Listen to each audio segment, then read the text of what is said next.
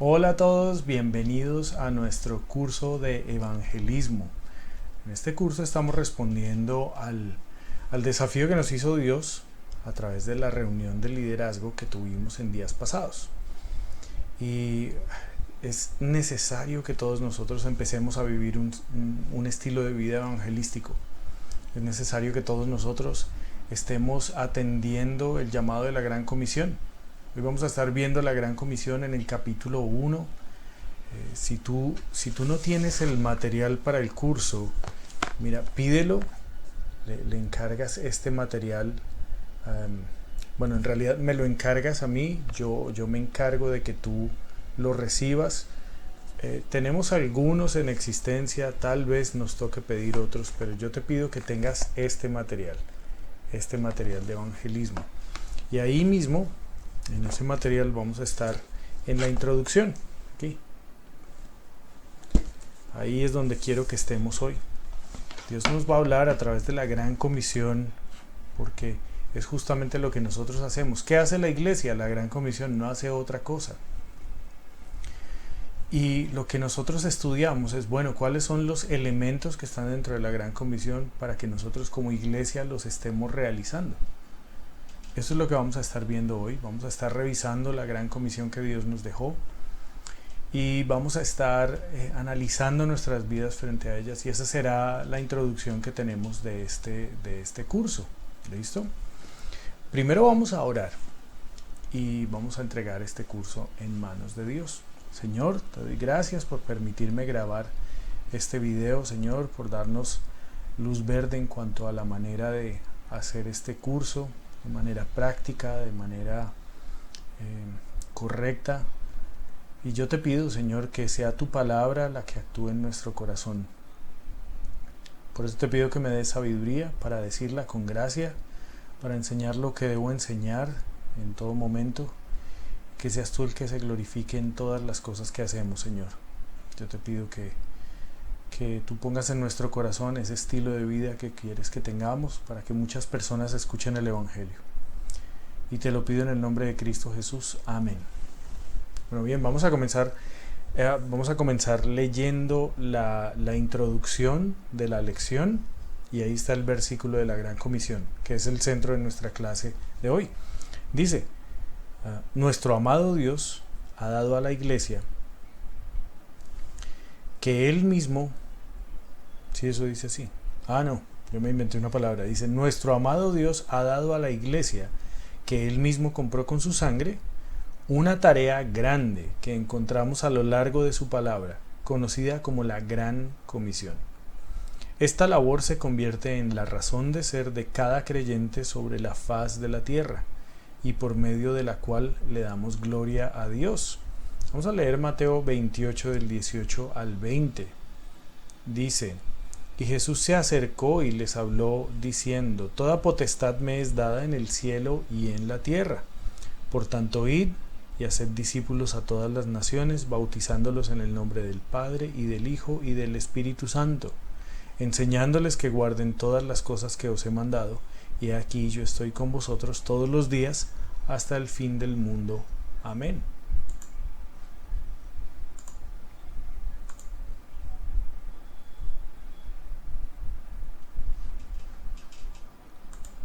Listo, eso es lo que estamos leyendo aquí en la palabra de Dios, y vamos a ir mirando cada parte de la Gran Comisión y vamos a ir analizándola para nosotros como iglesia y como creyentes. En primer lugar, vamos a ver la autoridad que está en la Gran Comisión, la autoridad que tiene la Gran Comisión y la autoridad que nos es dada, la que nosotros recibimos para hacer la Gran Comisión. Así que en Mateo 28, 18 dice: y Jesús se acercó y les habló diciendo: toda potestad me es dada en el cielo y en la tierra. Y esa palabra potestad la quise ver esta mañana estudiando para la lección, y lo que ella significa es tener el poder, tener el dominio sobre algo, pero al mismo tiempo implica la responsabilidad de ejercer ese dominio. Y me llamó muchísimo la atención, porque nosotros hemos escuchado la palabra potestad en la Biblia, pero también la hemos escuchado en la patria potestad que tienen los padres o los tutores sobre los niños. Y esa potestad significa que tienen dominio, tienen autoridad sobre los niños, pero también tienen el deber de ejercer responsablemente esa autoridad, o se la quitan. Ahora quiero que piensen en la palabra potestad en la Biblia, que significa también lo mismo, estuve averiguando, y es la autoridad, el dominio que se tiene sobre el cielo y la tierra, pero también la responsabilidad que tenemos sobre el cielo y la tierra. Esa potestad la recibimos del Señor Jesucristo. Y el Señor Jesucristo, que tiene el dominio sobre todo el cielo y la tierra, también tiene la responsabilidad sobre el cielo y la tierra. Y por eso nos encomienda esta misión, porque hace parte de lo que Él quiere para ejercer esa potestad. Me llamó muchísimo la atención esa definición. Nuestra autoridad, ahí ven ustedes en el punto 1.1, dice: nuestra autoridad viene de Dios mismo. La autoridad viene de Dios mismo. Miren quién dice estas palabras. Es Jesucristo quien nos dice estas palabras. Y bueno, ¿quién es el Señor Jesucristo? Juan 1. Juan 1. Yo les pido que tengan la Biblia. Yo voy a leer el versículo, pero yo quiero que ustedes lo lean. No simplemente esperen a que yo lo lea, sino que ustedes tengan sus Biblias ahí y miren en su palabra, en su copia de la Biblia, lo que yo estoy leyendo. Entonces estamos en Juan. Ay, lo perdí. Juan 1. Y vamos a leer el versículo del 1 al 3. Dice: en el principio era el verbo, con mayúscula, ¿no? Y el verbo era con Dios, y el verbo era Dios. Este era en el principio con Dios. Todas las cosas por Él fueron hechas, y sin Él nada de lo que ha sido hecho fue hecho. Este es el Señor Jesucristo que nos está hablando estas palabras. Él es el verbo hecho hombre, y el verbo es Dios. Y en el Señor Jesucristo todas las cosas fueron hechas por Él, y sin Él nada se hubiera hecho. Él es quien nos está dando esta autoridad.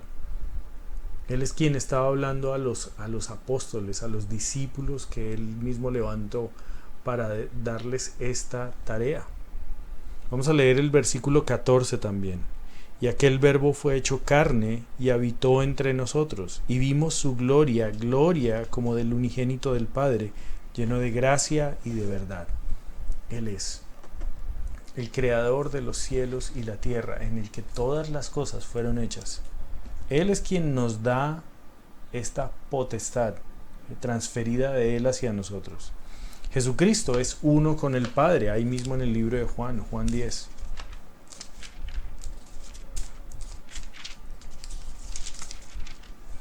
Juan 10 y el versículo 30 dice: yo y el Padre uno somos.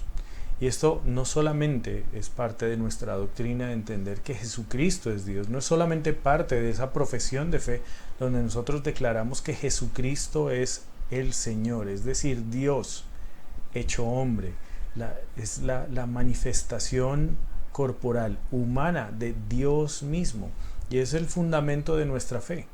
Pero también para nosotros implica que si Jesucristo es uno con el Padre, entonces sus pensamientos y sus objetivos y sus planes son los mismos. Lo que Jesucristo tiene en el corazón es lo mismo que hay en el corazón de Dios. Jesucristo y el Padre son uno.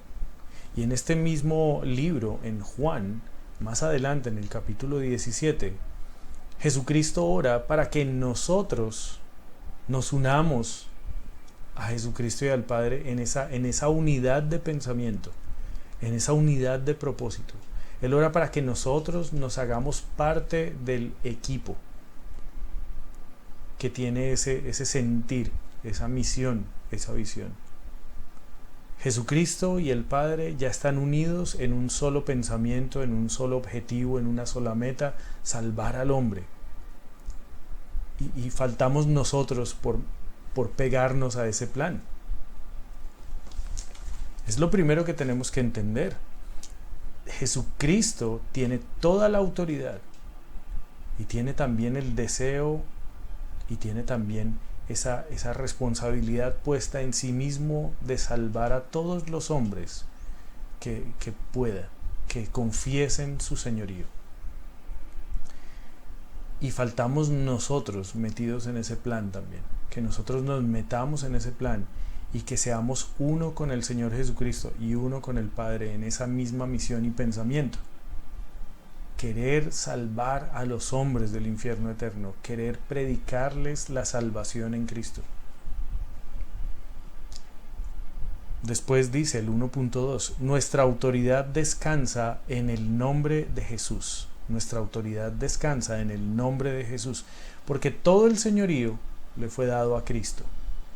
Todas las cosas del cielo y de la tierra se le fueron entregadas a Él para que Él reine sobre ellas. En Mateo 11:27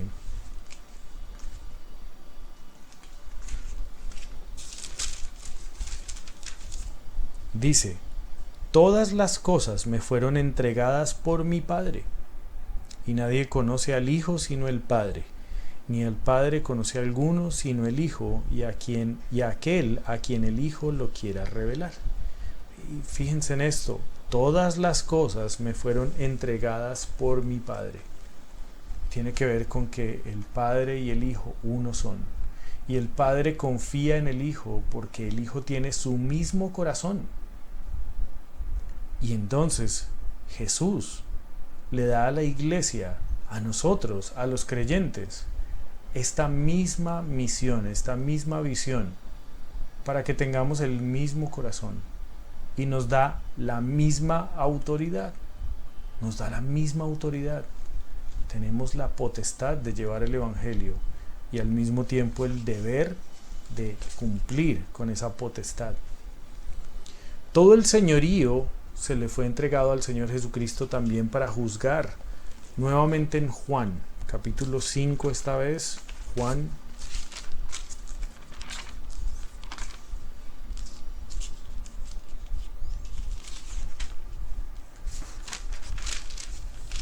capítulo 5 y los versículos 22 y 23. ¿Saben una cosa? Estamos en pleno verano y se viene el agua. Este verano ha sido muy suave, ¿no? Ha sido como diferente a los otros veranos que he podido estar en Villavicencio. Y por eso también la luz está un poquito gris. Bueno, estamos en Juan 5, 22 y 23.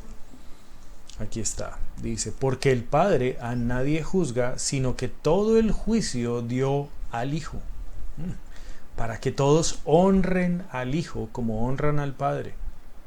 El que no honra al Hijo, no honra al Padre que le envió. Increíble, el Señor Jesucristo tiene toda la autoridad, y como tiene toda la autoridad, también tiene todo el poder para juzgar. El Señor Jesucristo juzgará a todos los hombres y mujeres que han pasado por este planeta y pasarán antes de que Él venga. Él tiene esa autoridad. Y como juez, tiene la autoridad de condenar y de absolver. Y por eso esta misión. Todo el señorío se refiere a esa autoridad superior, a esa autoridad que nadie puede quitar, nadie puede remover. Filipenses 2.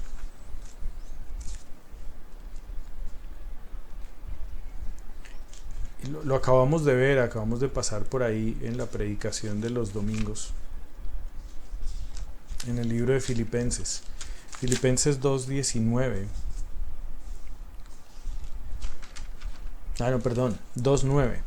Filipenses 2:9 hasta el 11 dice: por lo cual Dios también le exaltó hasta lo sumo y le dio un nombre que es sobre todo nombre, para que en el nombre de Jesús se doble toda rodilla de los que están en los cielos y en la tierra y debajo de la tierra, y toda lengua confiese que Jesucristo es el Señor, para gloria de Dios Padre.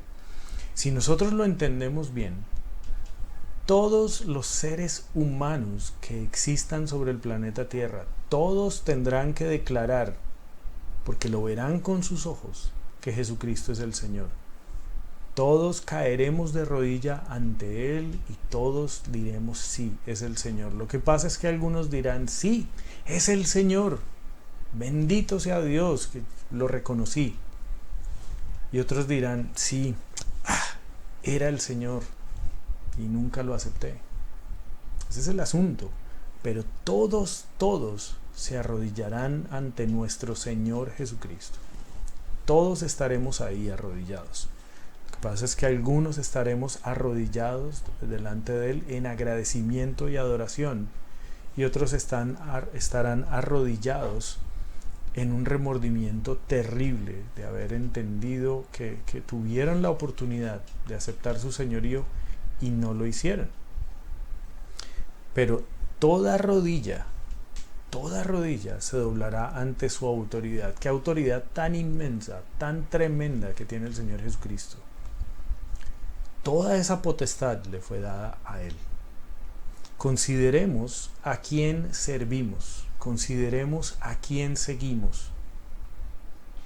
Iglesia, tú estás creyente, ¿tú estás metido en el plan de Dios o estás metido en tu propio plan? ¿No entiendes que tus planes personales no tienen toda la potestad del Señor? ¿No tienen toda la autoridad del Señor? Lo que tiene toda la autoridad es que nosotros entremos al plan que Dios tiene. La Gran Comisión tiene todo el respaldo de Dios. No puedo decir lo mismo de tus planes personales. A menos que tus planes personales quepan dentro de la Gran Comisión.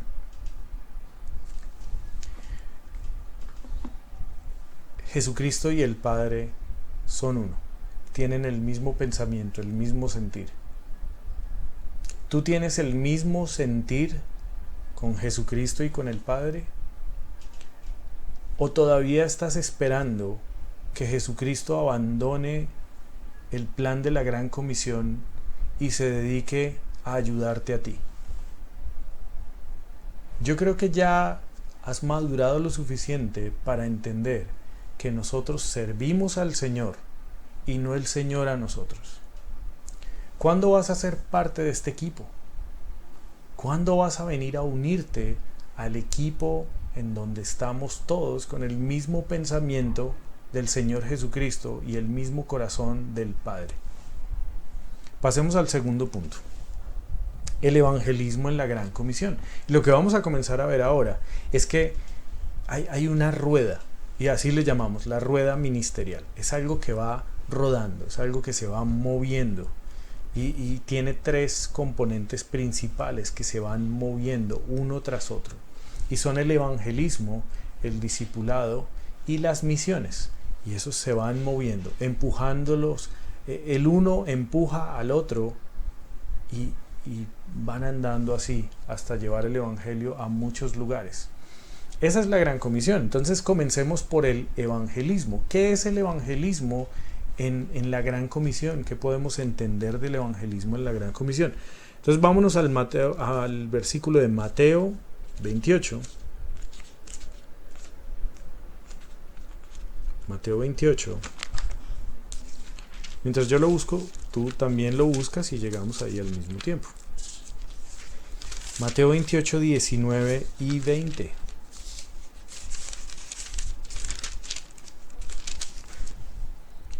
En el 19 es donde aparece el evangelismo. Dice: por tanto, id y haced discípulos a todas las naciones, bautizándolos en el nombre del Padre y del Hijo y del Espíritu Santo. Y ahí tenemos un punto y coma, entonces ahí pararemos. Por tanto, id y haced discípulos a todas las naciones, bautizándolos en el nombre del Padre y del Hijo y del Espíritu Santo. Y empieza conectando con lo anterior, porque tenemos el deseo del Señor Jesucristo y Él tiene toda la potestad y Él nos ha encomendado, en esa autoridad nosotros nos movemos a ir a hacer discípulos y a bautizarlos. Entonces vamos a mirar un poco más sobre este versículo. En primer lugar, el evangelismo implica movilizarse con base en su autoridad, porque dice, esto es lo que Jesús quiere y Jesús tiene toda potestad. Y Él es el Señor. Me hace recordar a lo que decía Dios al pueblo de Israel, porque les decía, ustedes me dicen Señor, Señor, y no hacen lo que yo digo. ¿Por qué me dicen Señor entonces, si no hacen lo que yo digo? Nosotros, la iglesia, le hemos confesado como Señor y Salvador. Y ahora, ¿qué quiere nuestro Señor? Que con toda su autoridad puesta en nosotros para evangelizar, salgamos. Es un mandato para salir, es un mandato para movernos. Y aquí tenemos que discutir, bueno, listo, movernos. Estamos en pandemia. Pareciera que tenemos la excusa perfecta para no hacer la gran comisión, porque preciso, el gobierno ha prohibido movernos.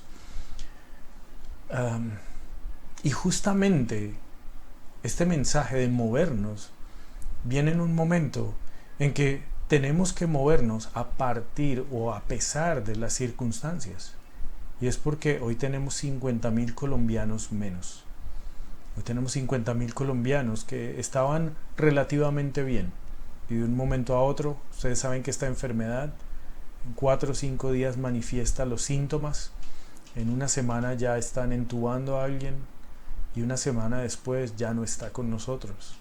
Es una enfermedad que cuando afecta físicamente, afecta muy rápido y muy gravemente. Y hay 50,000 menos en Colombia. Y nosotros encerrados, sabiendo que el Señor nos dijo que toca ir, que toca movernos. Saben, ya hoy estamos teniendo alguna movilidad, con todas las precauciones. Pero este es el desafío, ya podemos movernos, con todas las precauciones, pero movernos. Tenemos que salir, tenemos que movilizarnos. El Evangelio de Marcos, en el capítulo 16, también explica la gran comisión. 16:15. Y lo hace en palabras muy sencillas. Y les dijo, id por todo el mundo y predicad el Evangelio a toda criatura. Qué manera tan sencilla de explicar lo fundamental de la tarea. Son 2 elementos, ir y predicar. Esas 2 cosas es lo que tenemos que hacer. Tenemos que ir y para ir tenemos que salir del encierro, de verdad.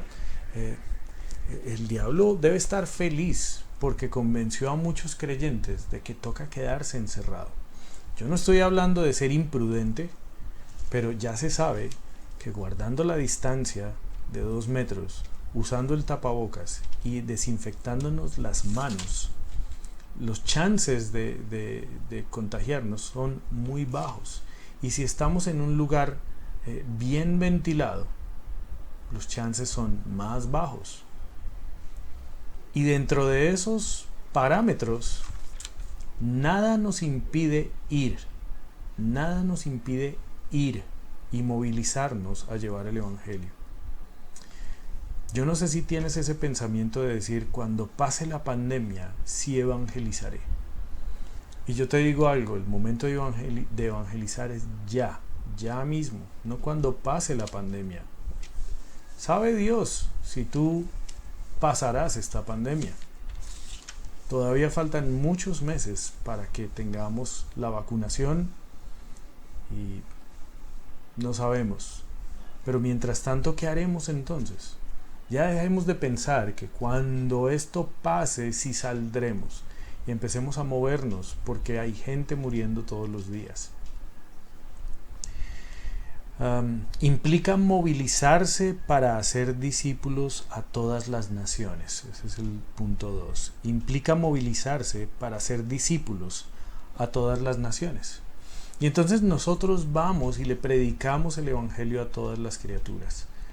Cualquier persona que encontremos por ahí es un recipiente perfecto para el evangelio. Les predicamos el evangelio. Pero nosotros buscamos no solamente que la persona escuche el evangelio. De verdad, tenemos que orar porque de esas personas que escuchan el evangelio broten discípulos, salgan discípulos. Y bueno, ¿qué es un discípulo? Un discípulo es un aprendiz, un seguidor. Tal vez, no sé, sepas de la escuela peripatética de los filósofos griegos. Y si lo sabes, así funcionaba el sistema de enseñanza de los griegos. Estaba el profesor, estaba el maestro, ¿cierto? Y él andaba por todas partes y sus discípulos andaban detrás. Y la escuela peripatética se llamaba así porque se la pasaban caminando por todos lados. Entonces el maestro iba caminando por los jardines, por los parques, y entonces iba disertando y sus discípulos iban detrás, escuchando y algunos tomando notas. Eso es lo que hizo Sócrates, y ahí estuvo Platón, y Platón fue el discípulo de Sócrates y andaba detrás de Sócrates mientras él hablaba. Y es para que sepan, ese era el estilo de la enseñanza de la época. Estamos hablando de Sócrates 400 años antes de Cristo, y era el estilo que se mantuvo durante muchísimo tiempo. Y es el estilo que se mantuvo por muchos años después. Nosotros sabemos que hubo un hombre de nombre Simón también, creo, que fue el tutor, el maestro de Simón Bolívar. Y se acostumbraba a que ese maestro viviera con él. Entonces este hombre vivió con Simón Bolívar, o más bien Simón Bolívar vivió con él y le aprendió todas las cosas que este hombre sabía. Ese era el sistema que Pablo utilizó para levantar a Timoteo. Timoteo estuvo con Pablo y vivía con él. Ese era el sistema que Jesús usó con sus discípulos. Los discípulos le seguían a donde él iba y escuchaban sus enseñanzas. Compartían con él muchísimas cosas de su vida. Eso es lo que hace un discípulo, seguir a su maestro. Y para donde va el maestro, va el discípulo. De ahí viene esa palabra. Y lo digo para que entendamos el alcance de lo que significa un discípulo.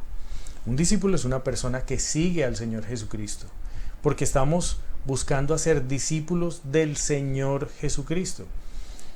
Miremos Hechos 9 y el versículo 1 y 2.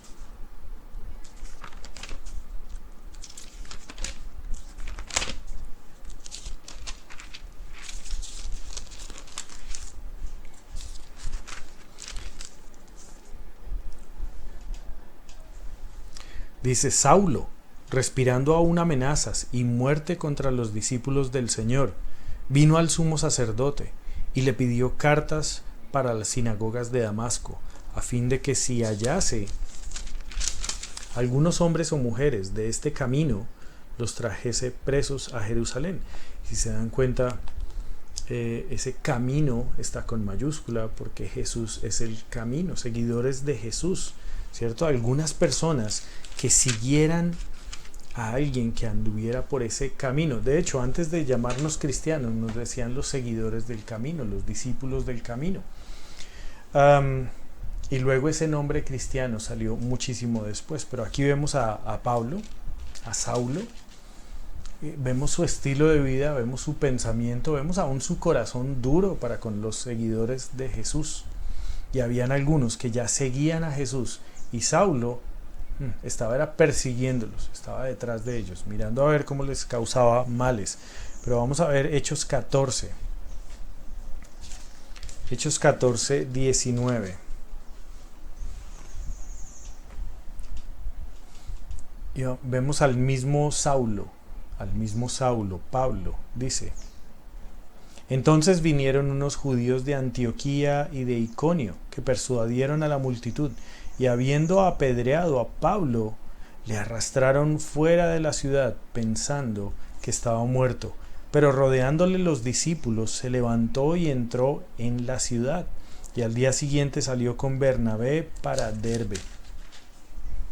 Y después de anunciar el evangelio a aquella ciudad y de hacer muchos discípulos, volvieron a Listra, a Iconio y a Antioquía.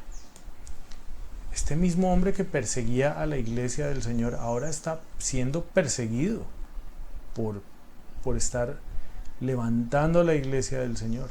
Estamos buscando personas que siguen al Señor Jesucristo, aún dentro de su mismo sufrimiento y padecimiento. Estamos buscando discípulos, personas que son capaces de vivir para el Señor Jesucristo, como lo fue Saulo. Personas que permiten que Dios transforme su vida, su pensamiento, que se hacen uno con el plan del Señor. Y entonces yo me pongo a pensar en mi vida un poquito, no se parece absolutamente nada a la de Pablo, excepto que, en una forma muy pequeña, yo también aborrecía a los cristianos. Me parecían personas de poca personalidad y de poca inteligencia por estar siguiendo esas enseñanzas que en ese momento me parecían ridículas y me parecían malucas y dañinas para la gente. Y yo no las conocía, pero yo ya había hecho un prejuicio de que eso era malo y ya, ¿sí? Y nunca las había escuchado, pero eso es malo, punto. ¿Por qué? Porque así me enseñaron desde pequeño, ¿no? Así, eso fue lo que nos dijeron. Cambiarse de religión es malo, volverse fanático evangelista es malo. Entonces no quería, me caía mal esa gente. Y no quería escuchar el evangelio. Cuando escuché las enseñanzas del Señor Jesucristo, hubo un cambio en mi vida. Un cambio que todo el mundo pudo observar y puede observar. Y es que tiene que haber un cambio en la vida de una persona que acepta al Señor Jesucristo. Tiene que haber. Y no, ustedes saben que no hablamos de una mejora. ¿Sí? No es un 10% o un 20%. Estamos hablando de una vida completamente nueva. Y nosotros somos muy dados a que si una persona repite una oración, entonces ya estuvo. Y no sé, el libro de Juan, de Primera de Juan, que estudiamos durante 4 años con los jóvenes, habla de 23 evidencias de salvación. 23 evidencias que se dan en la vida de un discípulo con las que podemos realmente evidenciar, darnos cuenta si una persona es salva. Porque hay personas que hacen una falsa profesión de fe. Y yo les digo algo, yo cuando tenía 14 años me reuní en la iglesia con Edgar Toquica. Mi familia fue durante unos 6 meses a la iglesia en ese tiempo y luego no volvimos. Pero en ese tiempo me reuní con Edgar Toquica una vez y él me estuvo predicando el evangelio con su buen corazón y yo lo escuché y entonces él me dijo que si yo quería hacer una oración y yo pues la hice, pero yo no la hice de corazón, yo sencillamente la hice pues porque me daba pena con ese señor ahí diciéndome eso y pues hacer una oración y si así me lo quito de encima, pues bien, sí, o sea, me da pena con él, listo, hagamos lo que él dice, pero yo no puse mi fe ahí, sencillamente le voy a decir, él me dijo que orara y yo oré, listo, ya. Obviamente, ¿qué pasó ahí en mi vida? Nada, no pasó nada.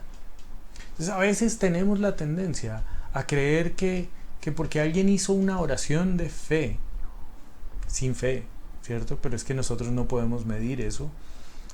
Hizo una oración, entonces ya, listo, ya tenemos un discípulo. Un momentico, tenemos que hacer esa oración de fe y luego esperar a que Dios nos muestre con sus evidencias qué pasó ahí. Porque en la vida de Pablo, en la vida de Saulo fue evidente. Y yo recuerdo mi salvación luego, 5 años después, cuando tenía 19, en febrero del 97, recibí al Señor Jesucristo. Y esa vez fue diferente, esa vez sí pasó algo, pasó mucho, pasaron cosas impresionantes en mi vida. La primera vez, cuando la hice por obligación, no pasó nada. No me convertí en un discípulo del Señor Jesucristo. Sencillamente repetí una oración. Pero la segunda vez, cuando sí la hice con fe y entregándome al Señor de corazón, empezaron a suceder cosas en mi vida. Entonces a veces nos engañamos que solamente poner la gente a orar y ya oró. Bueno, hizo su profesión de fe. Y ahora esperemos a que Dios nos muestre si tenemos un discípulo o no tenemos un discípulo. Por no entender esto, es que estamos hablando de confirmar la salvación y se volvió como un sacramento, ¿no? Entonces una persona hizo una profesión de fe en algún momento y ahora tiene que confirmar su salvación de fe. Después de haber hecho su profesión de fe, tiene que confirmarla. Y ya escuché que dicen reconfirmar, o sea, tenemos que hacer la profesión de fe, tenemos que confirmar su profesión de fe y tenemos que reconfirmar su profesión de fe. ¿Por qué? Porque estamos haciendo que la gente repita oraciones 1, 2, 3 veces. Profesión, confirmación, reconfirmación. Tenemos que es predicar el Evangelio. La gente debe hacer su profesión de fe y luego tenemos que esperar los resultados a ver si tenemos un discípulo. Si no tenemos un discípulo, necesitamos volver a predicar el Evangelio. Ya no necesitamos confirmar nada porque lo que hemos confirmado es que no hemos recibido un discípulo. No ha sido salvo. Entonces no tenemos que confirmar, sino tenemos que predicarle para que haga su profesión de fe. Y tampoco tenemos que reconfirmar nada. Tenemos es que haga su profesión de fe, porque lo que hizo antes no lo hizo con fe. Estamos buscando discípulos del Señor Jesucristo. Cuando predicamos el Evangelio, le predicamos el Evangelio a toda criatura, pero queremos ver de dónde brota un discípulo para el Señor Jesucristo. Esos discípulos son del Señor Jesucristo, no discípulos nuestros, ¿cierto? Los queremos formar a la imagen del Señor Jesucristo, no a la nuestra ni al acomodo nuestro. Ok. Tercero, implica movilizarse a todas las naciones. Implica movilizarse a todas las naciones. Eso quiere decir llegar a todos con el Evangelio de salvación en Lucas 24.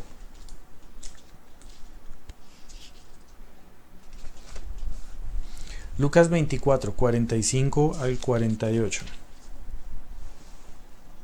Dice, entonces les abrió el entendimiento para que comprendiesen las Escrituras y les dijo, así está escrito, y así fue necesario que el Cristo padeciese y resucitase de los muertos al tercer día, y que se predicase en su nombre el arrepentimiento y el perdón de pecados en todas las naciones, comenzando desde Jerusalén, y vosotros sois testigos de estas cosas. Es la gran comisión en el libro de Lucas.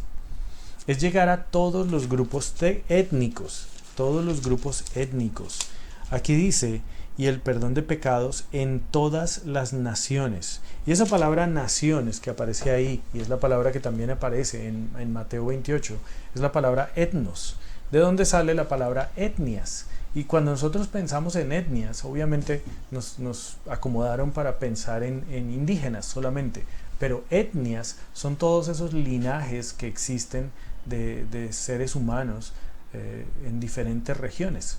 Y aquí en el llano, cuando vamos por todo el Ariari, cuando vamos por la carretera a Puerto López y Puerto Gaitán, cuando vamos por Restrepo, ¿qué estamos encontrando? Asentamientos indígenas en todas partes. Es interesante que usen la palabra etnias, pero también dentro de la ciudad, etnias, diferentes estratos, diferentes culturas, diferentes barrios, diferentes estilos de vida, diferentes niveles de educación, hace que dentro de la misma ciudad existan diferentes etnias, personas que se identifican alrededor de ciertas cosas comunes, y eso las convierte en etnias, como grupos más pequeños dentro de esta ciudad. Hay que llegar a esos grupos. Tenemos que llegar a todos. Número 4, implica movilizarse para bautizar en el nombre de la Trinidad. Dice que debemos bautizar a los creyentes en el nombre del Padre, del Hijo y del Espíritu Santo. Y esto no es para echarles una bendición, sino que nosotros tenemos toda potestad. ¿De quién? Del Padre, del Hijo y del Espíritu Santo, que son la Trinidad. Y en el nombre de ellos, es decir, en representación de ellos, los bautizamos. Cuando bautizamos a alguien, decimos, yo te bautizo en el nombre del Padre y del Hijo y del Espíritu Santo. Es decir, en representación del Padre y del Hijo y del Espíritu Santo, por la potestad que me han dado, yo te bautizo a ti. Tengo un poder otorgado por ellos hacia mí, hacia los creyentes, hacia la iglesia, para poder bautizar. El bautismo es el primer paso de obediencia luego de la salvación en el Señor Jesucristo. Ese es el primer paso de obediencia. Volvamos a Marcos y ahí vamos a ver el Evangelio de Salvación en Marcos, que ya lo leímos. Pero miren lo que dice después. Marcos 16 y el versículo 15 y 16. Y les dijo, id por todo el mundo y predicad el evangelio a toda criatura.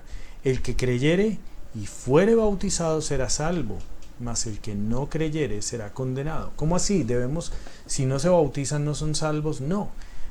Quiero que lo entiendas así. Es el primer paso de obediencia. Y es para nosotros la evidencia y la señal de que tenemos un discípulo. ¿Cómo es de sabio Dios? Que Él conoce los corazones de los hombres. Nosotros no. No podemos. Pero Él da una señal. Él da una evidencia muy sencilla para que nosotros sepamos quién hizo esa profesión de fe en serio, con fe. Y es muy sencillo. El que crea y se bautice. El que se moje. Es tan sencillo. El que se moje. Se meta dentro del agua y se sumerja. Ahí hay un discípulo. Hay alguien que quiere seguir al Señor Jesucristo. ¿Por qué? Porque es un paso de obediencia. Y miren, nosotros lo vemos vez tras vez. Cuando una persona pasa por el curso de inducción y todo, y le decimos, listo, entonces ya está el bautismo, listo, ¿cuándo te vas a bautizar? Y esa persona empieza, no sé, es que no, me parece que no estoy listo. Y nosotros decimos, pero si ya viste la lección, ahí hay agua, tú eres salvo. Y esa persona sigue, es que no sé, no estoy listo. Sabes que tal vez no tenemos un discípulo, tal vez esa persona no ha hecho su profesión de fe, porque lo normal es que una persona cree y dice, ¿qué tengo que hacer? Bautizarme. Listo, me bautizo. Así fue en mi vida. Yo no sé por qué tiene que ser diferente en las vidas de otras personas, pero tal vez sí lo sea, pero por lo menos en mi caso, yo recibí al Señor Jesucristo, unos días después me llamaron y me dijeron, este será tu maestro del discipulado. Comencé el discipulado con el maestro, y en esa época no dictaban las 13, directamente entrábamos a las 16, comencé el discipulado con este maestro. Y antes de llegar a la lección del bautismo, yo en mi cartilla, puedo ver ahí la nota, preguntar sobre el bautismo. Ahí decía, en mi cartilla de la lección número 1. Preguntar sobre el bautismo. Yo ya quería saber qué era lo del bautismo. Y al final de ese mismo mes, del mes de marzo, yo ya me estaba bautizando. Ese día hubo agua en la iglesia, ese día me bauticé. Para mí no fue un problema entenderlo. No sé si para ti lo sea, pero de acuerdo a mi vivencia, un creyente dice, ¿qué tengo que hacer para seguir al Señor? Nos dicen bautizarse, nos bautizamos. Es ese paso de obediencia que nos manifiesta lo que hay dentro del corazón de un creyente. Dios es muy sabio. Y el bautismo es una señal de arrepentimiento. En Hechos 8, vamos a buscar el libro de Hechos, capítulo 8, versículo al 35 al 38 dice, entonces Felipe, abriendo su boca y comenzando desde esta escritura, le anunció el evangelio de Jesús. Y yendo por el camino, llegaron a cierta agua, y dijo el eunuco, aquí hay agua, ¿qué impide que yo sea bautizado? Felipe dijo, si crees de todo corazón, bien puedes. Y respondiendo dijo, creo que Jesucristo es el Hijo de Dios. Y mandó parar el carro y descendieron ambos al agua, Felipe y el eunuco, y le bautizó. ¿Tu salvación es auténtica? Sí. Entonces puedes bautizarte. Listo, paremos este carro ya y metámonos ahí, hay un agua. Metámonos ahí y me bautiza, por favor. Eso fue lo que sucedió en ese momento. Una persona que entiende ese arrepentimiento genuino, que entiende su salvación, no tiene problema con bautizarse. Ahora, si hablamos del evangelismo en la Gran Comisión, hablamos de movernos para predicar el evangelio. Predicamos el evangelio y algunos declararán que Jesucristo es el Señor. De esos, algunos dirán, ¿qué debo hacer para seguir a Cristo? Y les diremos, tienes que bautizarte. Y en ese momento, tenemos un discípulo. Tenemos un discípulo. Tenemos una persona que quiere seguir a Jesús. Lo sabemos porque el Señor nos lo ha confirmado a través de esa señal de arrepentimiento, que es el bautismo. Tenemos que ser bíblicos, por encima de nuestras emociones. Y a veces nosotros nos ponemos muy emocionales con las cosas porque estamos muy felices de que una persona haya hecho su profesión de fe y ya queremos meterlo en el discipulado y ya queremos enviarlo a las misiones porque recibió a Cristo, hizo la profesión de fe conmigo. ¿Sabes que primero tenemos que observar cuál es su reacción frente al bautismo? Y después sí podemos hablar del discipulado con ellos. Y ese es el siguiente paso. Ahora nosotros debemos respetar el proceso de Dios. El siguiente paso es el discipulado en la Gran Comisión. Mateo 28:20. Vamos a Mateo 28 y el versículo 20.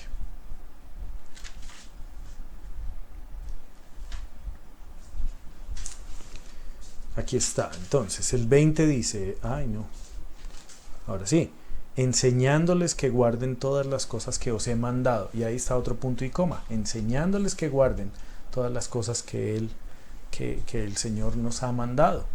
Entonces, ahora que tenemos un discípulo y que ha manifestado el deseo de seguir a Cristo, de hacer lo que Cristo hizo, y nos lo ha certificado por su bautismo por inmersión.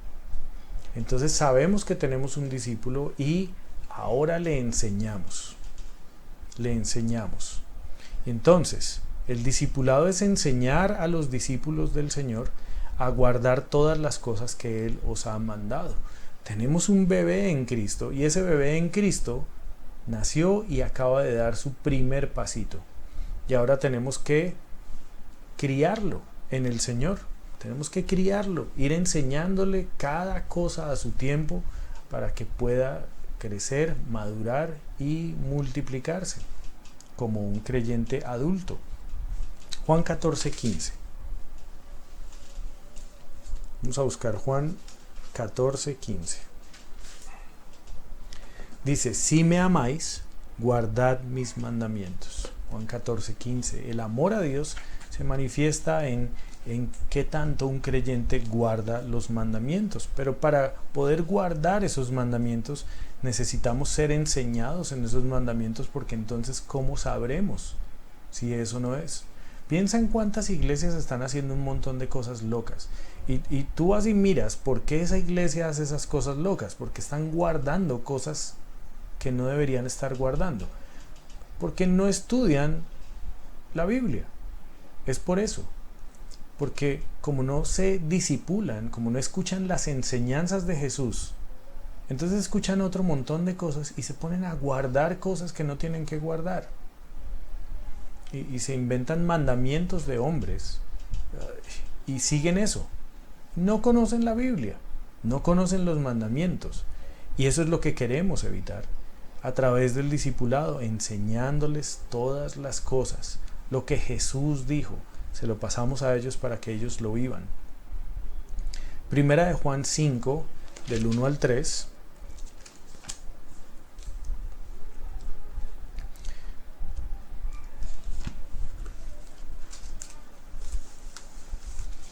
Mientras ustedes llegan allá, yo cojo este cablecito Qué pena, no se va a ver tan bonito.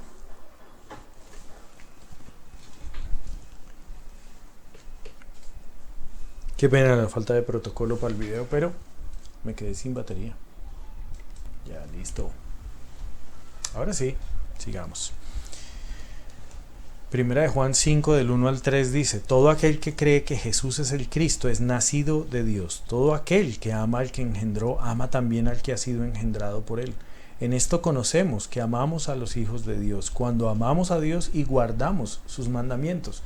Pues este es el amor a Dios, que guardemos sus mandamientos, y sus mandamientos no son gravosos. Que tenemos una mejor garantía de poder guardar los mandamientos si los estudiamos, si se los enseñamos a los creyentes van a poder tener mayor capacidad de guardarlos si los conocen. Por eso debemos pasarle esta información a ellos.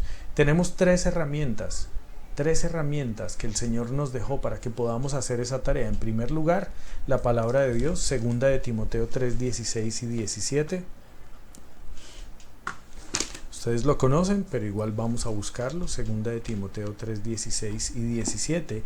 Toda la escritura es inspirada por Dios y útil para enseñar, para redarguir, para corregir, para instruir en justicia, a fin de que el hombre de Dios sea perfecto, enteramente preparado para toda buena obra. Y voy a hacer un énfasis en enteramente preparado para toda buena obra. La palabra de Dios es útil para prepararnos para toda buena obra. Es fundamental que nosotros usemos la Biblia para enseñar a la gente.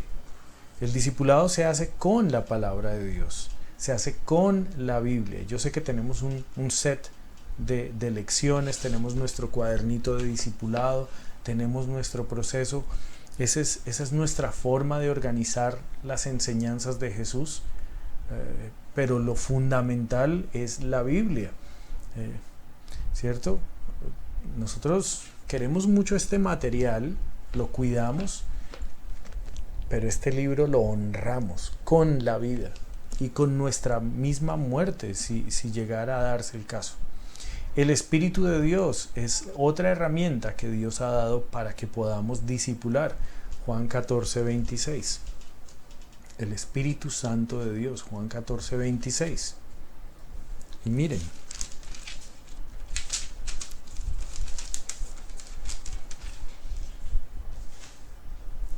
dice: mas el Consolador, el Espíritu Santo, a quien el Padre enviará en mi nombre, Él os enseñará todas las cosas y os recordará todo lo que yo os he dicho.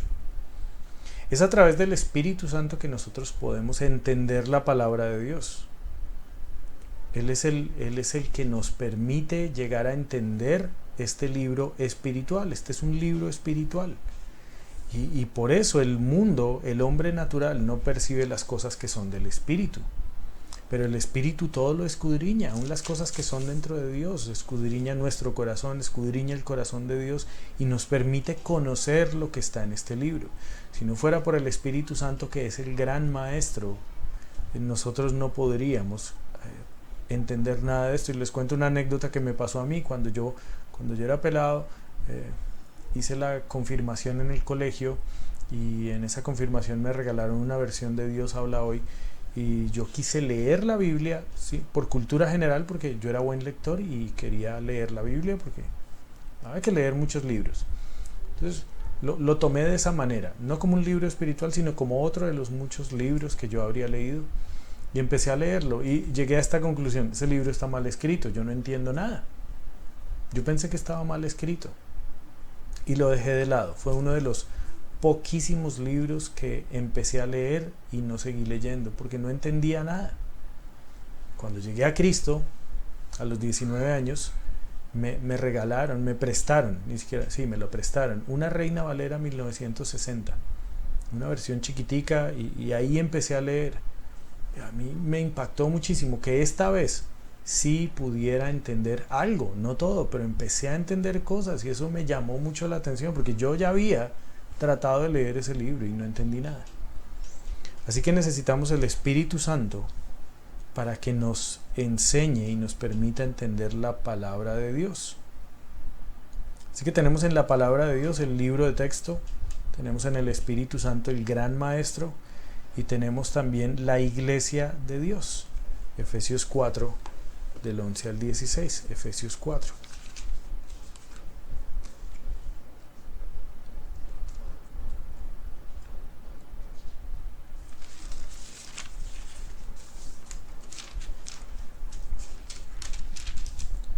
Del 11 al 16, que dice: y él mismo constituyó a unos apóstoles, a otros profetas, a otros evangelistas, a otros pastores y maestros, a fin de perfeccionar a los santos para la obra del ministerio, para la edificación del cuerpo de Cristo, hasta que todos lleguemos a la unidad de la fe y del conocimiento del Hijo de Dios, a un varón perfecto, a la medida de la estatura de la plenitud de Cristo, para que ya no seamos niños fluctuantes, llevados por doquiera de todo viento de doctrina, por estratagema de hombres que para engañar emplean con astucia las artimañas del error, sino que siguiendo la verdad en amor, crezcamos en todo aquel que es la cabeza, esto es Cristo, de quien todo el cuerpo, bien concertado y unido entre sí por todas las coyunturas que se ayudan mutuamente, según la actividad propia de cada miembro, recibe su crecimiento para ir edificándose en amor. Yo sé que nosotros hablamos del discipulado personal, pero si miramos la Biblia, el discipulado personal es algo secundario y tal vez logístico, pero la Biblia habla de toda la iglesia edificándose, toda la iglesia creciendo juntos, todos creciendo a la par, y no tanto uno por allá y otro por acá, son todos creciendo a la par para que crezcamos. Y lo que Dios usa es esa estructura que Él estableció de pastores y maestros. Él usa a los pastores y a los maestros, a los predicadores y a los maestros. El pastor predica y da pasto fresco abundante, y el maestro enseña la palabra de Dios a las ovejas. Y es lo que Dios usa para el crecimiento de la iglesia. Cuando los pastores y los maestros se dedican a pastorear y a enseñar, entonces tenemos la edificación del cuerpo de Cristo. ¿Sí se fijan? Tenemos creyentes entrenados en hacer la obra. Tenemos un cuerpo sano. Tenemos un cuerpo de Cristo fuerte. Un cuerpo de Cristo que llega lejos y se multiplica. Y por eso es necesario que sea dentro de la iglesia el proceso del discipulado. No por fuera. Es dentro de la iglesia que se discipula. Somos todos creciendo juntos. Nadie creciendo como una isla por allá lejos. Sí, esto es bien importante. Es una cuestión de lealtad al cuerpo de Cristo. No debería haber nadie en la iglesia teniendo discípulos propios por allá, quién sabe dónde. No. Todos deben estar dentro de la iglesia. Tanto los que enseñan la palabra de Dios como los que reciben la enseñanza de la palabra de Dios. Entonces tenemos tres elementos tan importantes. Tenemos el material, que es la palabra de Dios, tenemos el maestro, que es el Espíritu Santo, y tenemos la estructura, que es la iglesia. Ese es el discipulado. Y dentro del discipulado vamos a aprender a hacer la obra del ministerio para que podamos seguir la rueda. Las misiones en la Gran Comisión. Mateo 28, los versículos 19 y 20.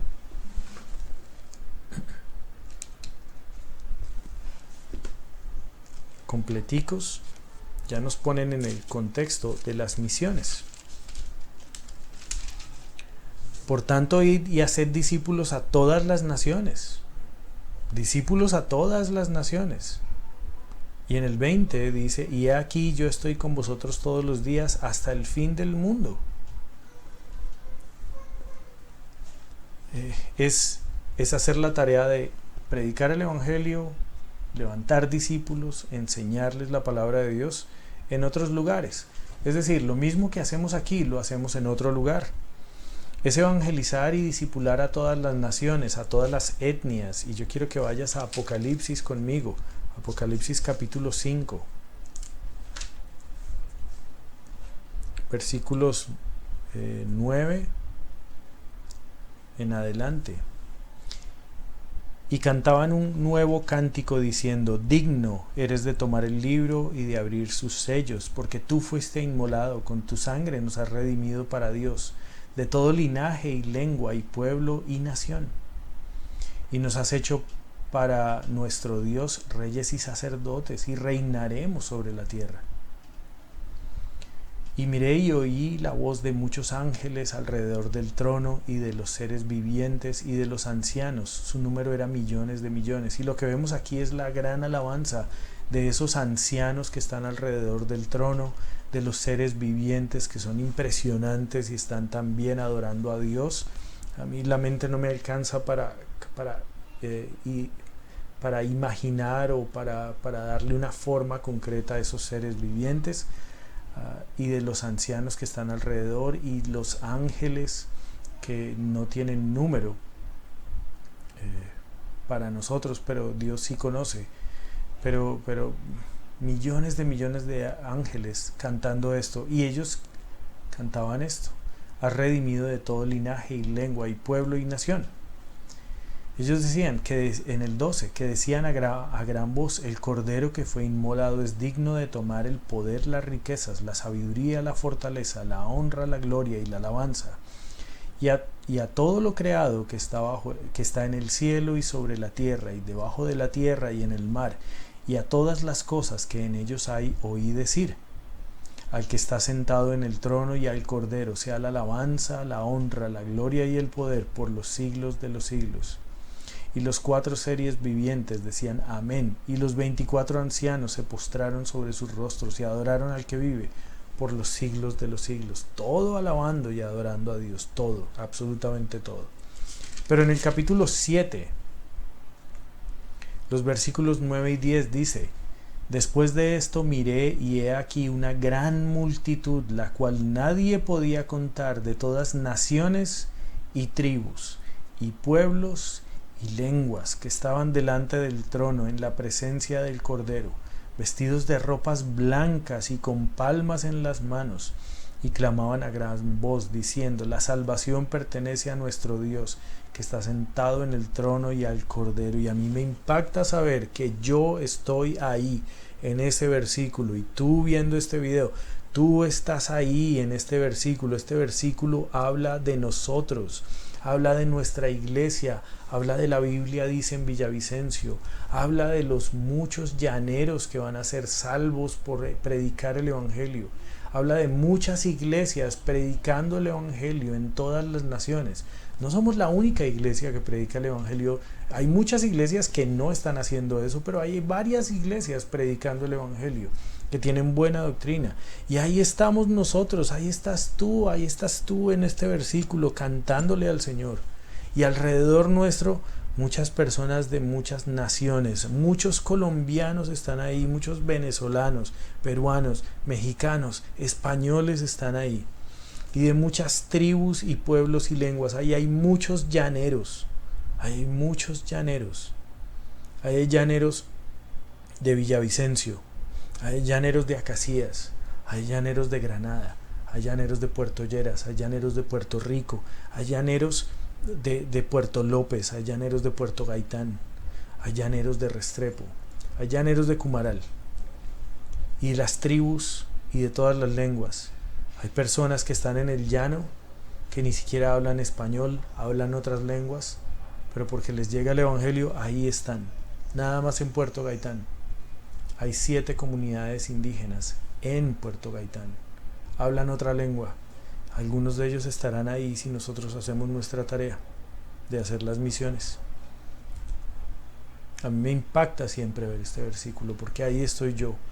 El Señor Jesucristo me metió a mí en la Biblia.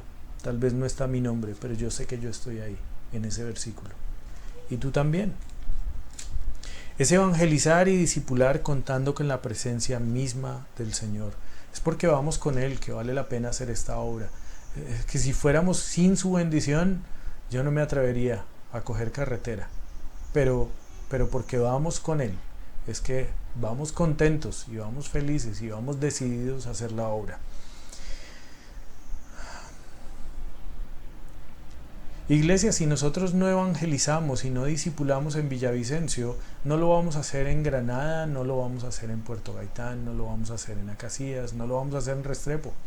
Este es el lugar donde nosotros tenemos que hacer la obra. Aquí es donde pastores y maestros nos dan la palabra de Dios y la aprendemos a través del Espíritu Santo para que hagamos la obra. Y lo que aprendemos aquí lo hacemos afuera.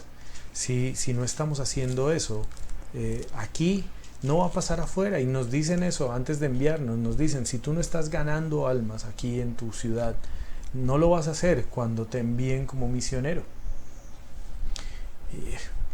Porque lo que se necesita no es el puesto de pastor, no es el puesto de misionero, no es el puesto de líder. Lo que se necesita es vivir para Cristo. El puesto, el gafete que tú te puedas poner acá, no importa. Lo que importa es que prediquemos el Evangelio a las personas que estén en nuestro camino. Es evangelizar y discipular hasta que el Señor Jesucristo regrese. Evangelizar y discipular hasta que el Señor Jesucristo regrese. Hasta que Él venga, hasta el fin del mundo, hasta que el Señor quiera venir, ahí estaremos nosotros predicando el Evangelio. Y este es el punto. Si todavía estás diciendo, no, cuando acabe la pandemia sí salimos, bueno, ¿qué tal que el Señor vuelva antes de que llegue la pandemia? ¿Qué tal que se demore 50 años?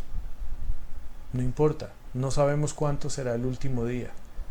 Si vieron lo que pasó en la costa, ¿no? El Señor viene mañana. No, el mismo Señor dice en su palabra que nosotros no sabemos, que Él vendrá como ladrón en la noche. ¿Quién sabe cuándo venga el Señor?